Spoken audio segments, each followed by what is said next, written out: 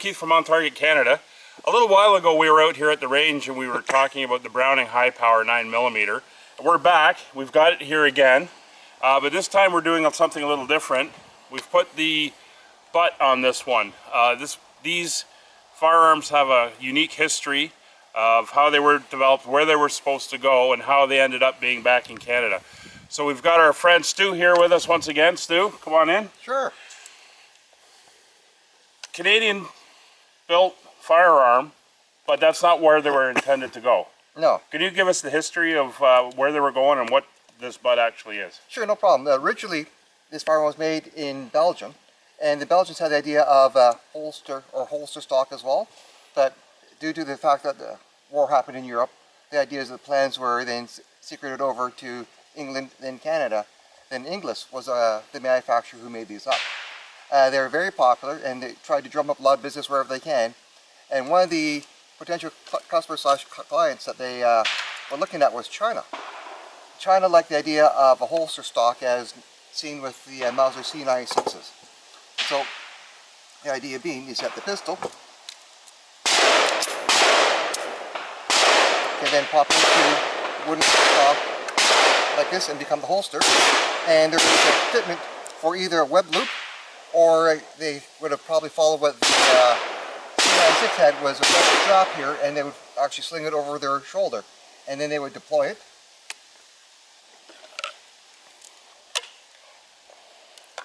Pop it on, and use it. Most of the times, they've been told that they use it for cavalry. So if you're on a horse, they'd be able to pop it on and shoot a bit more supported. Okay, and obviously wood for the strength and for the support as a butt. Yes. All right, let's see how she shoots. Sure, no problem. Do you know roughly how many were made? Or? Unfortunately, there was a count I just don't know offhand. They never actually made it to China. 1,000 of them did, but because of the political flavor and the climate back then about China and their governance. The Mao Revolution. Exactly. They didn't actually complete the contract, or it didn't get over.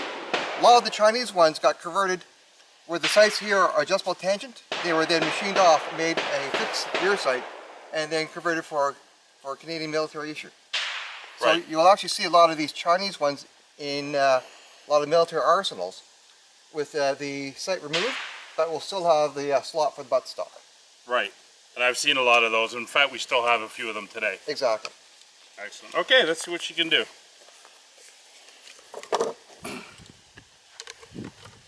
So again, standard 9mm. It's going to be interesting. It's going to bring the pistol in really tight. Exactly. And we'll have to see just how accurate she can be. Sure. One of the things that they did design with the stock is to make sure your face or your cheek is resting further back than you normally would. So this would be the comb basically back here. Exactly. You don't want to be hit by the slide as it returns back. It's going to be very interesting. Okay, let's see what happens.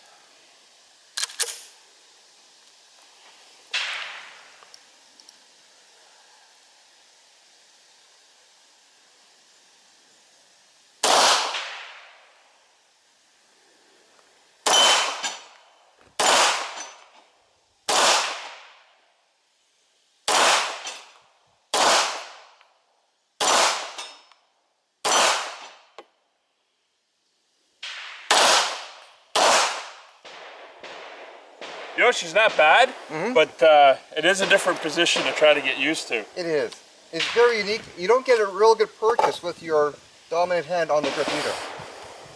And that's because you're being forced out of position. Exactly. Let's see if we can get a little bit quicker.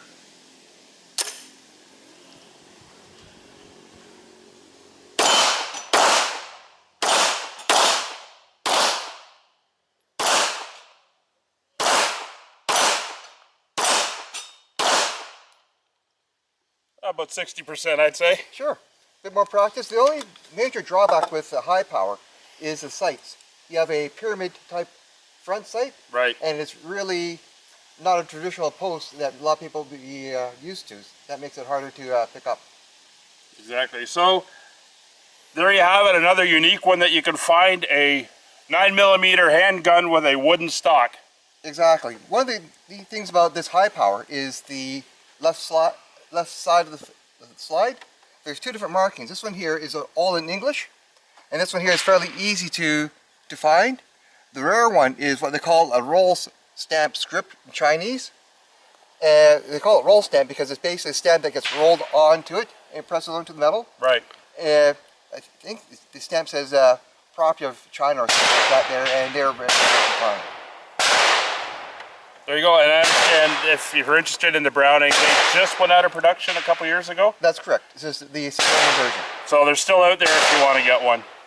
Single action, 9mm. It's a fun gun. Exactly.